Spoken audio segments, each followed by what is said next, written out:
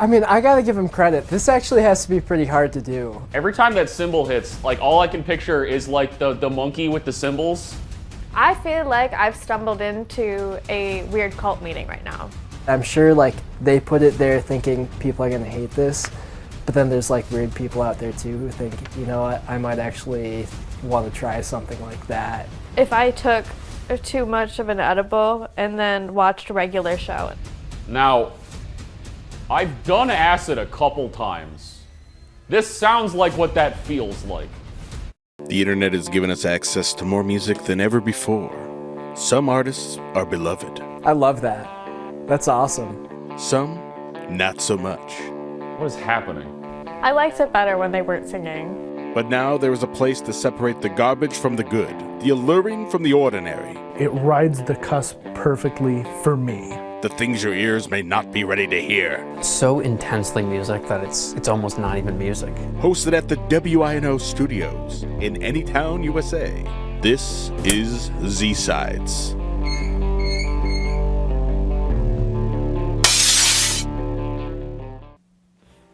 All right, you are listening to the Midnight Happy Hour on WINO Radio, where we are taking requests all night long, and we are saying no to nothing. Any request, we're taking it live. So before, if you're just catching up, we just played Wilco's 23 Seconds of Silence. Before that, we had Soundgarden's overlooked masterpiece, 1 Minute of Silence.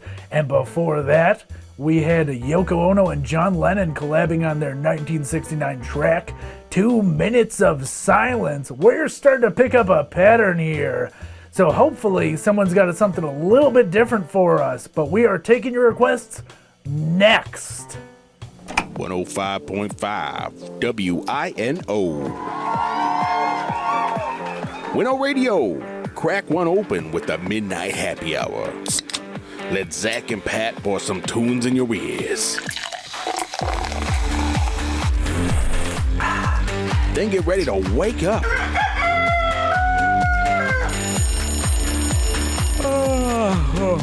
With the morning drive. These keep getting longer. Yeah, corporate's new rule is that all of our stingers have to be at least 2 minutes long now. I hear those jerks that do the morning drive only have to play 1.5 minute ones. I know.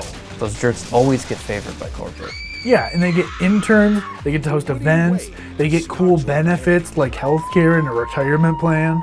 You don't have a retirement plan? That's right. At Winno, we're the greatest. Hello, of caller. all You've time. reached the Midnight Happy Hour on 105.5 WINO. What can we play for you? Hi, can we hear Local Nothing? Oh, you got it. Hey, Zach, I think we got another call for silence. That person just asked for something called Local Nothing.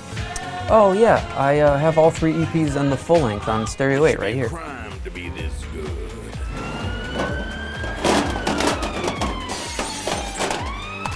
All right, Local Nothing. It's time to talk about Local Nothing. To just peel back the veil a little bit. This is kind of what started it all. This is why this show exists. We'll tell the quick Local version Nothing of this is very anecdote is that Zach and I also work together, not here, not at the radio station. Yeah. I come in one Monday and I go, Zach's having a rough day, and I go, Zach, I got something for you. I found this song over the weekend. Because we had talked previously about bad music. We talked about the Shags, I think. Yes. We talked about For the sure. Shags, and then I heard the song Frog Bug out of nowhere. It got recommended to me on YouTube with, I want to say, 5 views. I think it had 8 by the time I played it for you. And you're down at the dumps, and I'm like, all right. I'm like, hey, here's a song I think you might like, and maybe this will cheer you up. This feels like a garage band. What is happening?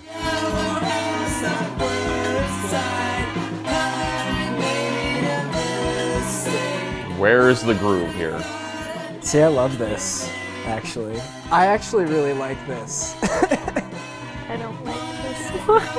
It's got that like early emo kind of energy. I mean, I think not anywhere near as instrumentally proficient, right? But they've got the heart.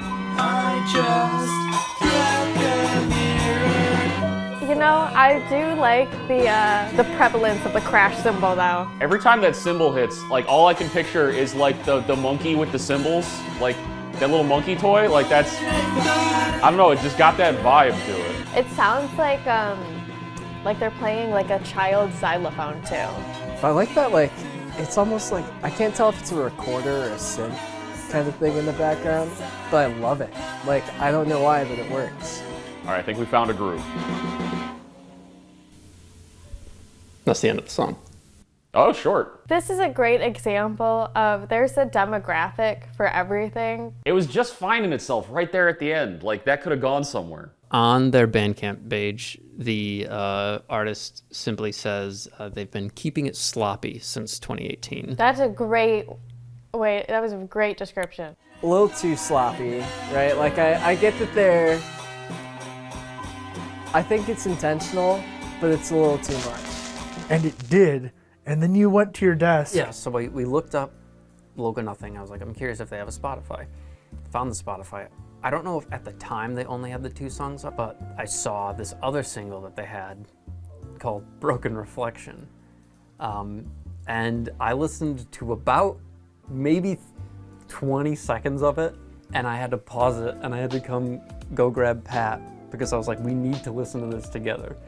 And proceeded to have a literal mental breakdown. By the end of the song, you were in a heap on the floor cackling, and I was at my standing desk, and I needed to sit down.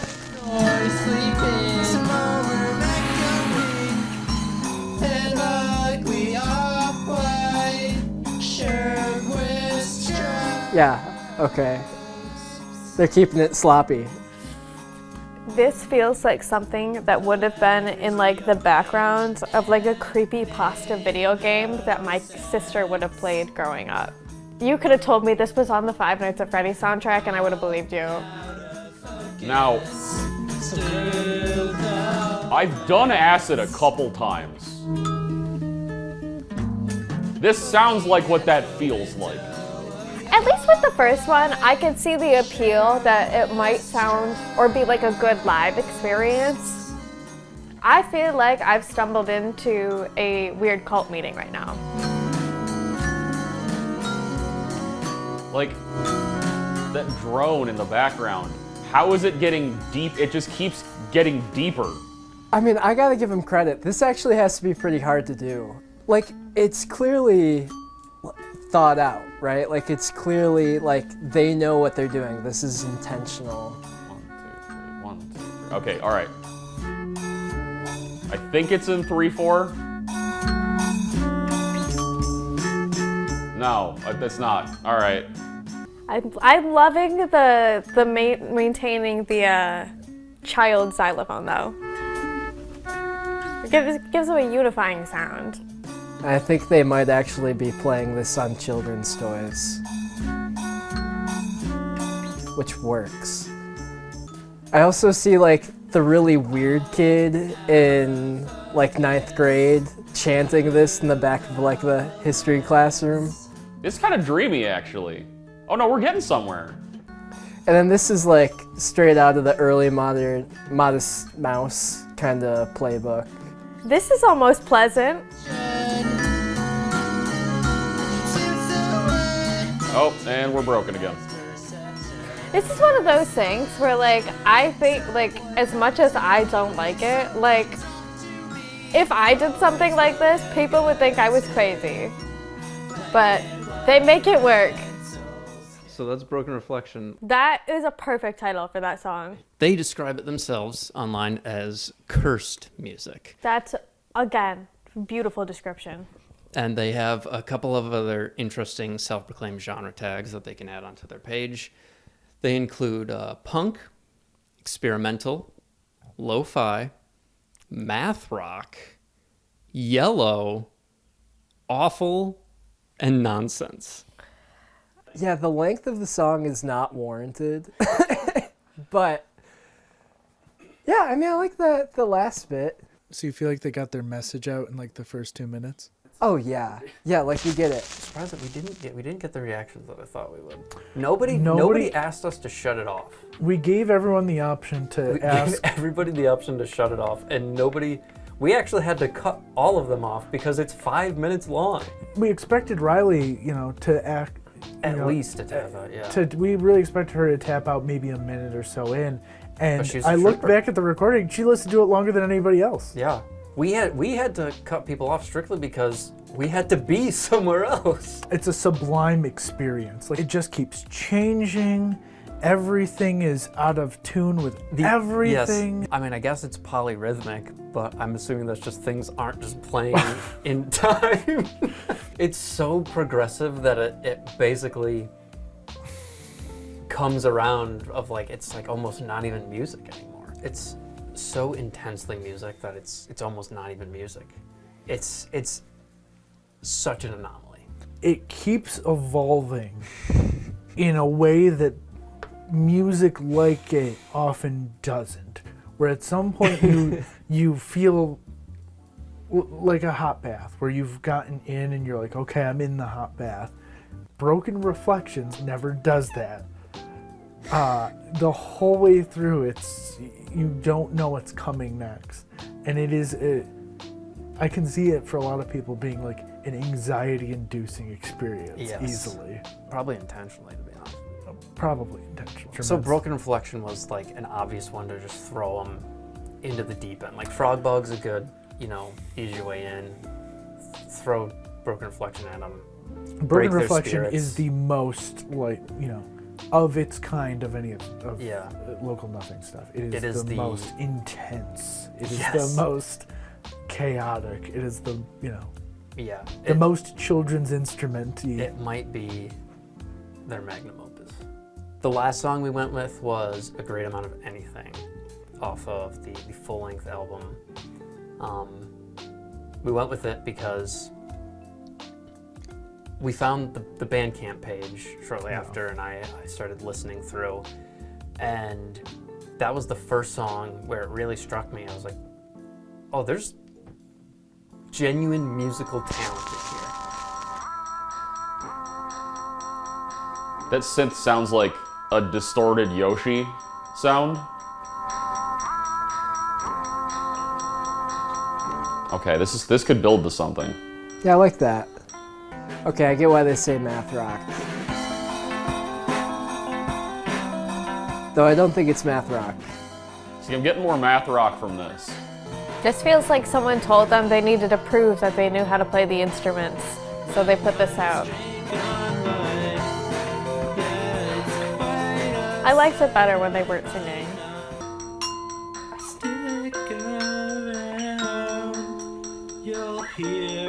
I love that. That part right there was great. I like his vocals on this track. The vocals are always like a little bit offbeat. Are half of his instruments children's toys, by the way? I heard the recorder. This is a xylophone.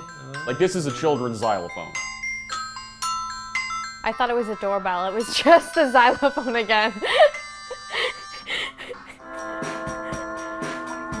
I do like, I have no idea. I have no idea what's making this one sound, but I like it. And this sounds like an accordion played through a Nokia phone speaker. And I have no idea what that instrument is. What's that one toy thing? It's got like the mouth at the bottom. Yeah, I think it sounds like one of those. But it works great. I already don't like this kind of music when I think it's done well. Like a modern baseball kind of thing. So this is like somebody put that through a blender. It also feels a little bit like somebody found like a journal of a bunch of poems that a 7th grader wrote and then set them to music. Okay, so like that lead guitar part is super repetitive. I think that's dragging the song down a little bit. And like obviously, it's sloppy, but overall sound, I like it. Believe it or not. This rhythm is hanging on by a thread. It sounds like if someone tried to explain to someone who knew nothing about music what a polyrhythm was, and then they tried to make it like a song with a polyrhythm with like a 3-word description. I'm gonna pause it there. There is about a 2.5-minute outro. Again, not warranted. So overall thoughts. I feel very uncultured as someone who disliked that. I appreciate that you can do whatever you want with your own music, but I will not be listening to this group. This is a horrible analogy. But like, when you have like a partner that's like horribly abusive, but then every once in a while they do something nice to keep you coming back, it felt like that, where it was just like, I was like, this is nonsense, and what the is happening? And then it's like, oh, that's kind of neat. I'll stick around, see where this goes. But like, not in an awful way. So overall worth a listen, you think? Just to see what's up. Like, maybe not like a repeat listen, but like, because that's the thing, there's like those little nuggets of like, I can see something here. Not all the time. Some of the instrumentation, like the toy instruments that were in there, actually added a really interesting dynamic that I'm sure like they put it there thinking people are gonna hate this, but then there's like weird people out there too who think, you know what, I might actually want to try something like that. Yeah, I mean, would I listen to them? Probably not. But you know, I feel like if they developed the sound a little bit more, cleaned it up just a tad, you know, I could see that being cool. That riff is great. It is, yeah. That riff is fantastic. And then the switch up, it changes keys, it changes tempos, the drum beat switches up. The bits and pieces of legitimate, interesting, and good songwriting is in there. Yeah. It's just also still local nothing at the same time. The vocals are going to put a lot of people off. The lo-fi recording, the sloppy playing. The song titles are incredible. Yeah, very kind of, take like the early kind of emo, incredibly long names of songs, or just nonsense names of songs. Craft singles in your area. One More Ride on the Spaghetti Slide. Live, Laugh, Lobotomy. There are several songs by Local Nothing going back through. Sheepy and Moo Moo is great.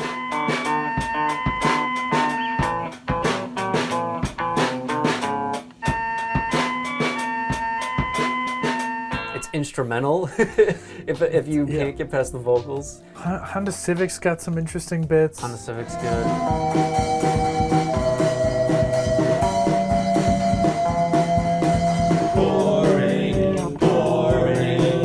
I think what is interesting about Local Nothing is that there's little nuggets of musicianship, sprinkled throughout their work. And it's kind of like panning for gold. Local Nothing, the band, does not exist. It's a guerrilla situation. It is situation. like a guerrilla situation. They are animated characters.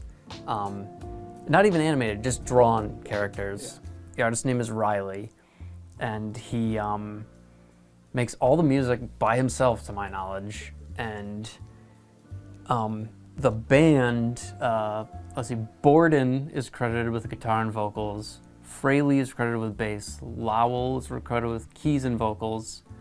And Silas is credited for playing the drums. None of these people exist. And if you go to the Twitter page linked on the Bandcamp, you get Riley's Twitter, in which he draws like commissioned art and I'm assuming some just for sheer enjoyment. We talked about genre a little bit earlier, but before we, there's a couple more tags that we think are worth mentioning, but before we mention them, we want to show you the picture of the album cover that you just listened to. Okay. They want the Walmart smiley face sticker. We want the Walmart smiley face, don't we all? Oh, there's the Walmart stickers. Okay, all right, they're just there in the background. Okay. Was it cut off like this on the album cover? Yes, I did not edit that at all. It's like if I took too much of an edible and then watched a regular show and then went to bed. This is what I would dream. Now, those other tags that we wanted to mention include queer, animal music, creatures, and furry. It would not shock me if I was scrolling through the tags after listening to that song and saw furry. And furry. Oh, okay, all right. I mean, I'm not surprised. That's just kind of like a thing, man. I mean, I've heard how much all those furry artists make for their commissions. Yeah, what is it with these gay furries making excellent music? And it's a like unique art style. Yeah, I mean, they're furry characters. It's just like, oh, that's just like another layer that adds to the intrigue of it. It's just, from my perspective specifically, I'm a huge fan of Car Seat Headrest, which is a band who the lead singer is like famously a gay furry. The first time I heard them, I heard it like Frog Bog, and then I listened to their other stuff. I very much got an early Car Seat Headrest vibe, which is funny, and I was curious if, he was inspired by him. The early Car Seat Headrest stuff is quite literally recorded entirely on a laptop microphone. Yeah. Every single instrument was recorded on a laptop microphone. And coming from that, it makes this a lot more palatable. The very niche palate needed to properly enjoy. Yes. You don't go right to drinking, whiskey straight, right? Yeah, you start with water it that down a much little Coke and that much whiskey. On the Bandcamp page, it says new album coming never because they accidentally recorded over it twice. Which we want more music. There is more music. There's a whole nother project. We found out later that This Local is a Nothing side is the project. side project. Local Nothing is just the side project. There's a whole nother band named Title It Yourself, which has I want to say 5 releases. They might all be albums. And some of that stuff, I was just listening to the most popular stuff, and it's that same deal where it's like little bits of greatness, but it's played a little more straight, I think, at least on my limited listening. Less antagonistic, you'd say, whereas, Less cartoony and a little more, genuine. And there's a lot of, genuine emotion. I think that's the thing. These songs have emotion.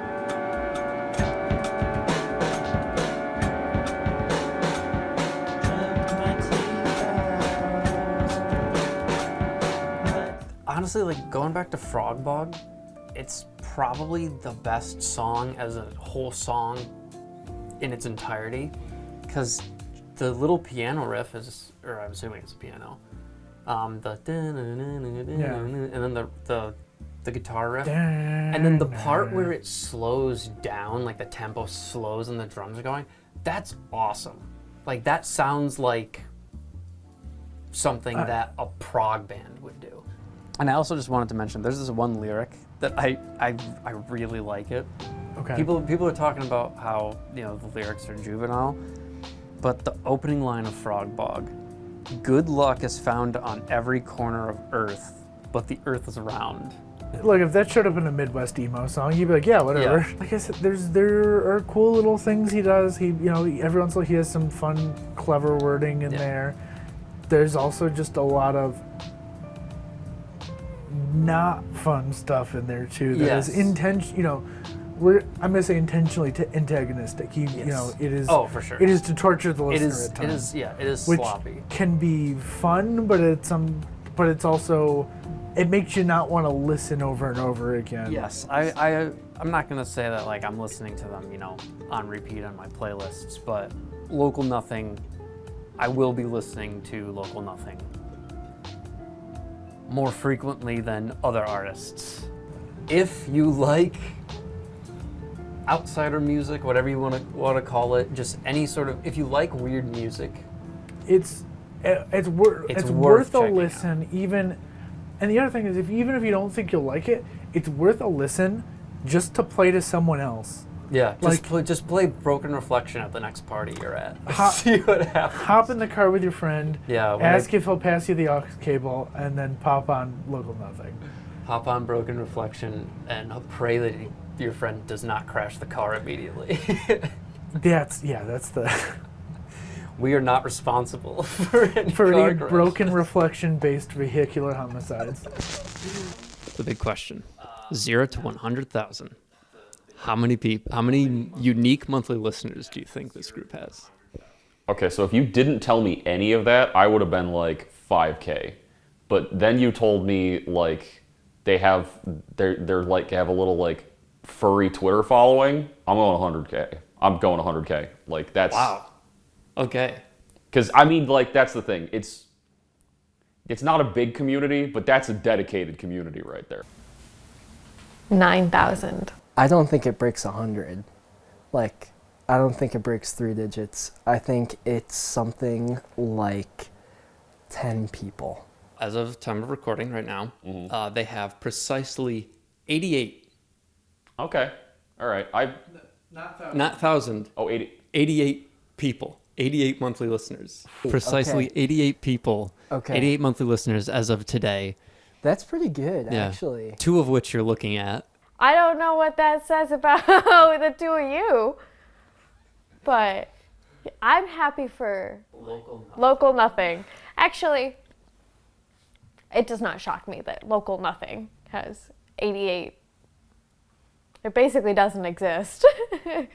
I'm glad that somebody has something that they're passionate about. There's some little nuggets of goodness in there, but definitely very strange. But I think that's what they're going for. It has moments of genius in it. It's just too weird. The last thing that we want to say is a special thank you to Riley for being the voice of the caller in this episode. Very kind of him to do that for us. A cool little cameo. That also means that we have spoken to him, and you will see that in the future. We have an interview with Riley, with Local Nothing, that will be coming out in the near future. So stay tuned for that, and in the meantime, enjoy Local Nothing. Pay your fines, Amanda Bynes.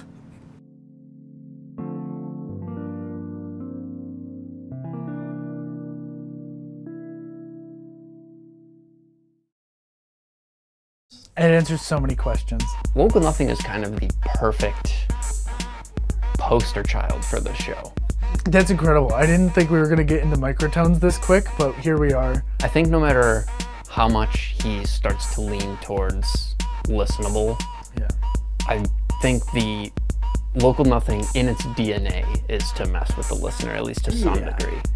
Is he just pitching episodes for us? At this point, I think so. Are you playing children's toys?